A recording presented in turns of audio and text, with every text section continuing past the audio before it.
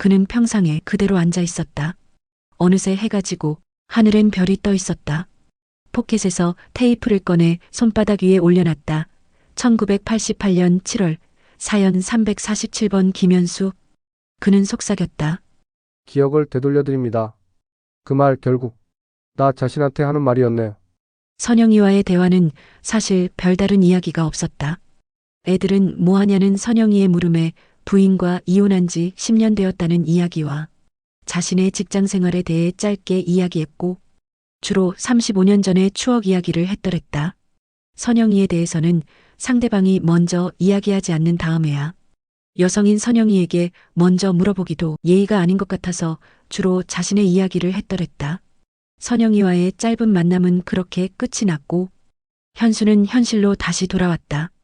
당신의 이야기 디지털화 작업을 마치고 현수가 다시 자신이 일하는 방송국으로 돌아와 사연 프로그램의 PD로 일하고 있던 어느 날이었다.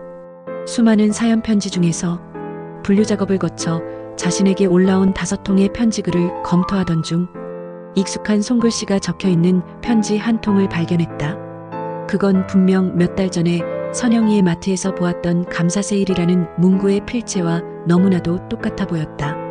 그리고 선영이가 마지막으로 했던 말이 떠올랐다. 언젠가 기회가 닿으면 내 사연도 한번 읽어줘. 현수의 손이 떨렸다. 하지만 다른 4통의 편지를 다 읽고 나서도 마지막 한 통은 끝내 읽을 수가 없었다. 선영이의 사연이 맞다면 도대체 어떤 내용일까? 혹시 자신과 관련된 내용은 아닐까? 겉으로는 부정하면서도 마음 한구석에는 묘한 기대감으로 가슴이 뛰는 것을 부정할 수 없었다. 현수는 마지막 편지 한 통을 읽어보지 않고 방송 당일에 즉석에서 방송에 내보내기로 결정했다. 사실 이것은 있을 수 없는 일이었다. 방송에 내보내기 전에 내용을 미리 숙지하고 전체적인 감정톤을 잡아놓아야 방송 당일에 실수하지 않고 매끄럽게 진행할 수 있는 것이 당연했기 때문이다. 하지만 현수는 끝내 그 편지만큼은 읽어보지 않았다. 방송 당일에 그날 분량 중 다른 사연 하나를 먼저 끝내고 이제 그 편지글을 읽을 차례가 되었다. 편지글을 개봉하는 현수의 손이 떨렸다. 하지만 베테랑답게 차분하게 사연글을 읽어내려가기 시작했다. 다음 편에서 계속 이어집니다.